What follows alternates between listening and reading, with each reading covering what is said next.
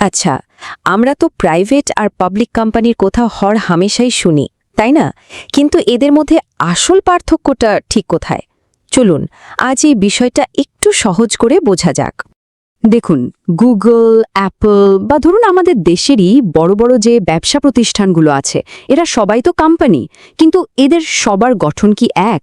কিংবা এদের মালিকানা সেটা কিভাবে কাজ করে? চলুন তো আজ এই ব্যাপারগুলো একটু তলিয়ে দেখি। তো প্রাইভেট আর পাবলিকের পার্থক্যটা ঠিকঠাক বুঝতে হলে আমাদের আগে জানতে হবে কোম্পানি জিনিসটা আসলে কি, এর মূল ভিত্তিটা কি। চলুন সেখান থেকেই শুরু করা যাক। এই পুরো ধারণার একেবারে কেন্দ্রে আছে জয়েন্ট স্টক কোম্পানি। আচ্ছা, ব্যাপারটা এভাবে ভাবা যাক।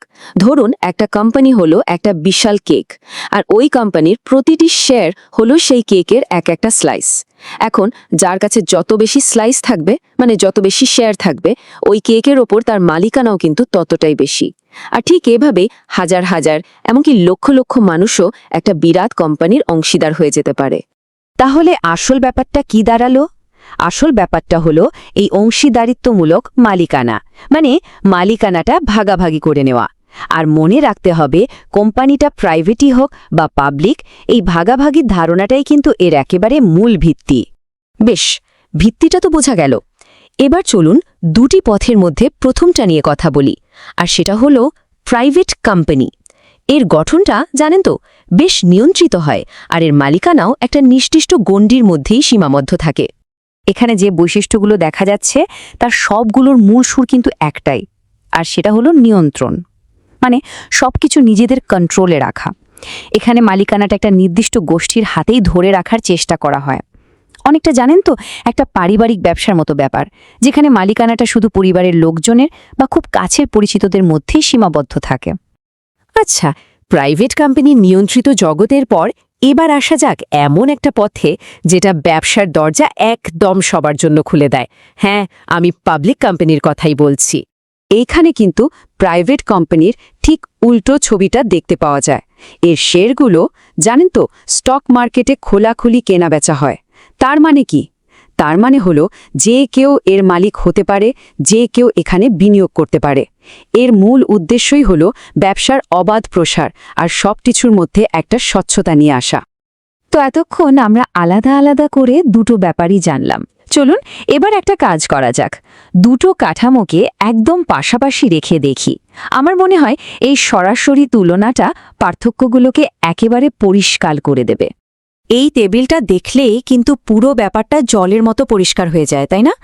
দেখুন, একদিকে শেয়ার হস্তান্তরে থাকছে কড়া সীমাবদ্ধতা, আর অন্যদিকে অবাধ স্বাধীনতা।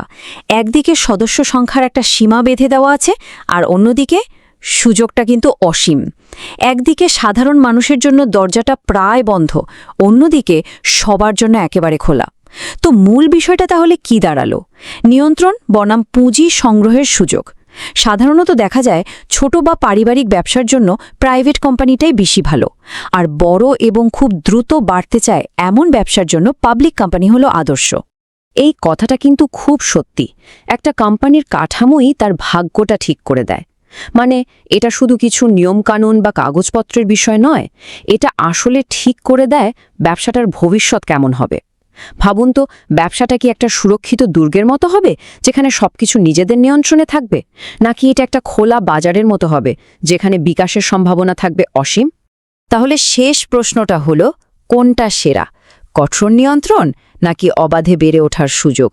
সত্যি বলতে কি, এর কোনো এক কথায় উত্তর হয় না। উত্তরটা আসলে নির্ভর করে ওই ব্যবসার লক্ষ্যটা কি, তার স্বপ্নটা কত বড়, তার উপর। কোন পথটা বেশি কার্যকরী হবে এটা কিন্তু অবশ্যই ভেবে দেখার মতো একটা বিষয়।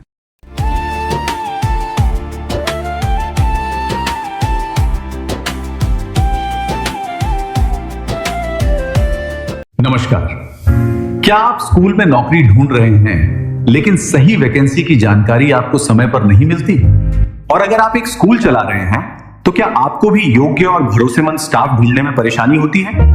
आज यही समस्या हजारों लोगों और स्कूलों के सामने है। दोनों को एक दूसरे की जरूरत है, लेकिन फिर भी दोनों एक दूसरे तक पहुंच नहीं पाते।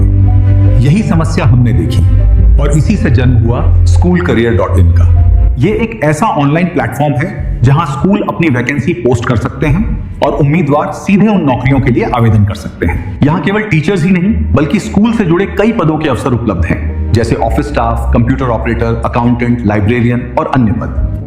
हमारा लक्ष्य है स्कूलों और योग्य उम्मीदवारों को एक ही मंच पर जोड़ना। अगर आप स्कूल में अपना करियर बनाना चाहते हैं या अपने स्कूल के लिए बेहतरीन स्टाफ ढूंढना चाहते हैं तो आज ही विजिट कीजिए www.schoolcareer.in। চলো এবার স্বপ্ন দেখি, আগামীর পথ চিনতে শিখি। পথ দেখাবে schoolcareer.in, তোমার স্বপ্ন পূরণ হবে, আসবেই সেই দিন। এখন হাতে শুধু এক কিক, ভবিষ্যৎ গড়ার এইটা পারফেক্ট ট্রিক।